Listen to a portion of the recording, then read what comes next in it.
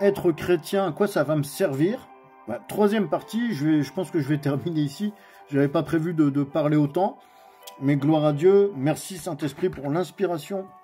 L'inspiration aussi, c'est quelque chose qu'on reçoit quand on est chrétien. L'inspiration, c'est quelque chose qu'on reçoit.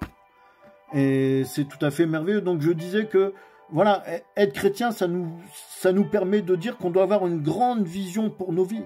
C'est ce que je te disais tout à l'heure. Tu dois avoir une grande vision pour ta vie, mon ami. Oui. Pourquoi? Parce que Jésus veut que ses brebis aient la vie, mais que ses brebis aient la vie en abondance. En abondance, d'accord? Et on ne parle pas ici spécialement d'argent.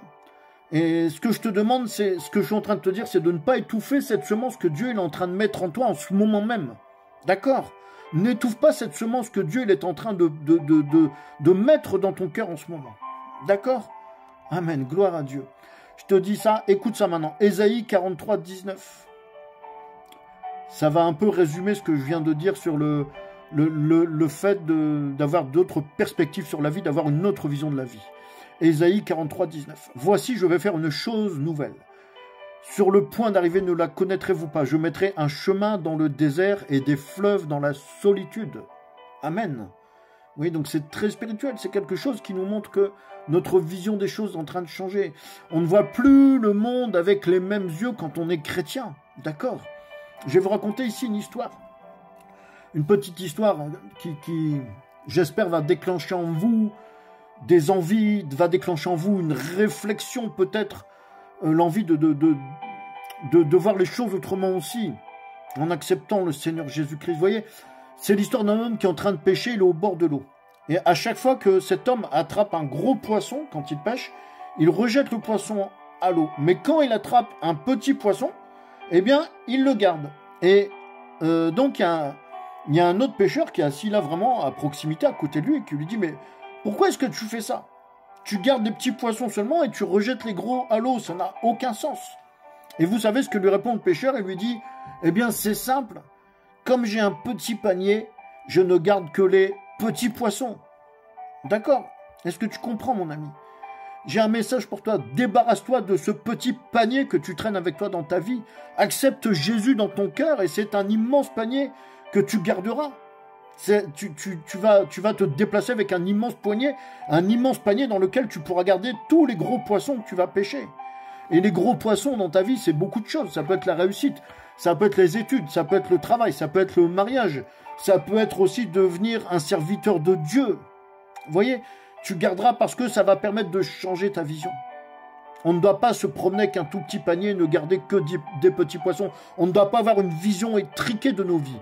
Et quand on accepte le Seigneur Jésus-Christ, regardez l'œuvre que Christ a accomplie, c'est magistral. C'est tout à fait extraordinaire ce que le Seigneur Jésus a fait en 3 ans et demi. Et il a dit, les choses que je fais, vous les ferez, vous en ferez de plus grandes aussi parce que je m'en vais au Père. Comprends.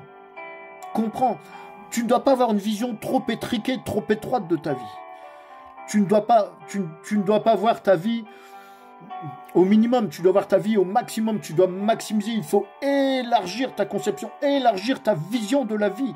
Et c'est ce que Christ aussi permet de faire, c'est ce que Christ m'a permis de faire. Il m'a permis d'élargir, d'agrandir la vision de ma vie. Il m'a permis de regarder vers des horizons où je n'aurais jamais osé poser les yeux auparavant. Est-ce que vous comprenez? Vous comprenez à combien il est merveilleux? Dieu, il a une grande vision pour toi, mon ami. Est-ce que tu crois ça? Est-ce que tu crois ça? Dieu, il a une grande vision, il a un plan merveilleux pour chacun et chacune d'entre nous. J'ai bien dit un plan merveilleux. Il n'a pas de projet de malheur pour nous, il n'a que des projets de bonheur pour nous. Amen. Qu'est-ce que être chrétien peut encore nous apporter? Vous voyez, je reste dans le concret. Eh bien, ça va nous aider, par exemple, en tant que parents, à donner une meilleure éducation à nos enfants. Tout simplement aussi parce que la parole de Dieu, parce que l'évangile de paix nous oblige aussi nous-mêmes à mettre en pratique certaines choses. Vous voyez, nous sommes des Bibles vivantes. Donc, quand Dieu confie un enfant à une famille, il veut que cet enfant grandisse en sagesse, il veut que cet enfant grandisse en taille, il veut que cet enfant grandisse en grâce devant Dieu et devant les hommes. Vous voyez? Et pour ça, pour nous aider, nous, parents, il nous donne la Bible. Et dans la Bible, il y a des instructions de sagesse. Il y a il y a toute une méthode d'éducation pour que nos enfants soient épanouis, pour que nos enfants soient forts et sages. Vous voyez, Et j'applique ça avec mon époux, j'applique ça avec mes enfants. J'ai beaucoup de frères et sœurs autour de moi qui font ça aussi. Et les enfants grandissent en sagesse, grandissent en maturité, en grâce. Et grandissent aussi dans la paix. Et c'est merveilleux. Vous voyez? Enseigne ton enfant à travers la Bible. Utilise la Bible pour instruire ton enfant, pour l'éduquer. Et tu donneras à ton enfant des vraies valeurs. Voilà encore un des fruits inestimables que donne le fait d'être chrétien. Que donne le fait d'avoir Jésus dans sa vie. C'est tout à fait merveilleux. J'avance un peu, ça nous donne aussi, être chrétien, ça nous permet de relativiser. On a une grande capacité à relativiser. Le psaume 23 nous dit ceci: quand je marche dans la vallée de l'ombre de la mort, je ne crains aucun mal, car tu es avec moi, ta houlette et ton bâton me rassurent. C'est le psaume 23. Nos problèmes diminuent en importance. On relativise nos problèmes. On se rend compte finalement que souvent, on se fait du mauvais sang, on s'inquiète pour peu de choses. On se rend compte que parfois on s'attache aussi à des considérations superficielles, à des choses charnelles qui en réalité n'ont aucune importance.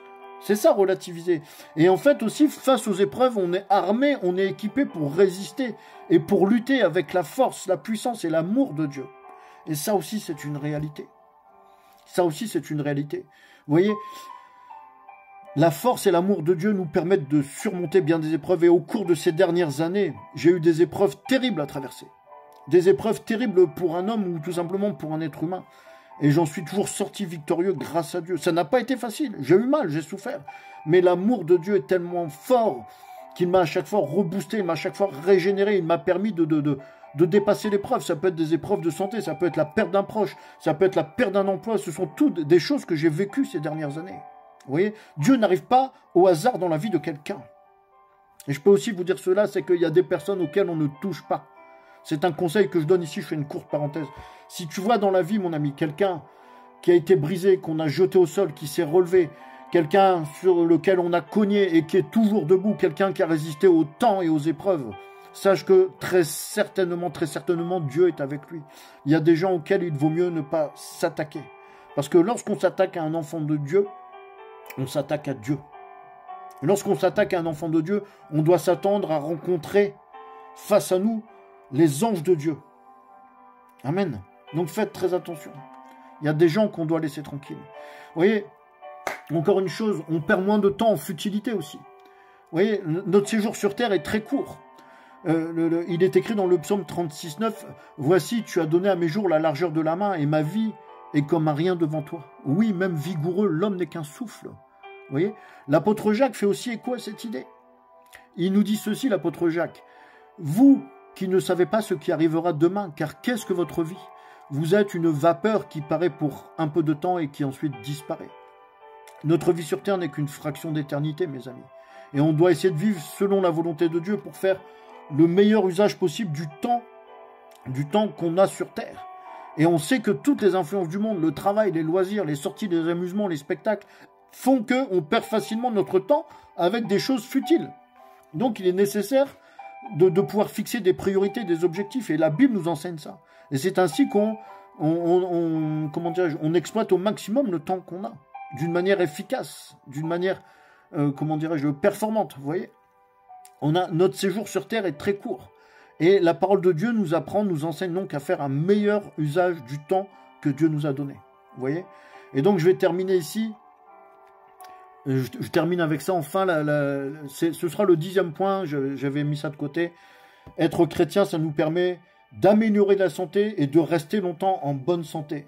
Pourquoi? Parce que ça nous éloigne des excès de table. Ça nous éloigne de l'alcool, du tabac. Moi, j'étais délivré de l'alcool et du tabac du jour au lendemain après ma conversion. Plus d'alcool, plus de tabac, alors que j'étais un gros fumeur, alors que je buvais régulièrement de l'alcool. J'étais libéré de ça. Être chrétien, c'est bon pour la santé. Vous voyez? Et il y a beaucoup de chercheurs qui ont fait des études et qui prouvent que, par exemple, la prière active des zones du cerveau qui ne sont pas activées par ceux qui ne prient pas. La prière, des chercheurs ont prouvé que les chrétiens sont moins dépendants aux drogues, aux alcools, qui sont moins suicidaires, moins dépressifs. Et il y a eu des rapports qui ont sorti. Et en fait, la foi chrétienne permet d'avoir une vie plus longue. Vous voyez, ensuite, on se demande pourquoi on persécute l'Église. Qui perd de l'argent quand on considère tout ça? Vous voyez? Donc voilà, est-ce que vous saviez ces choses? Question. Est-ce que vous saviez ces choses?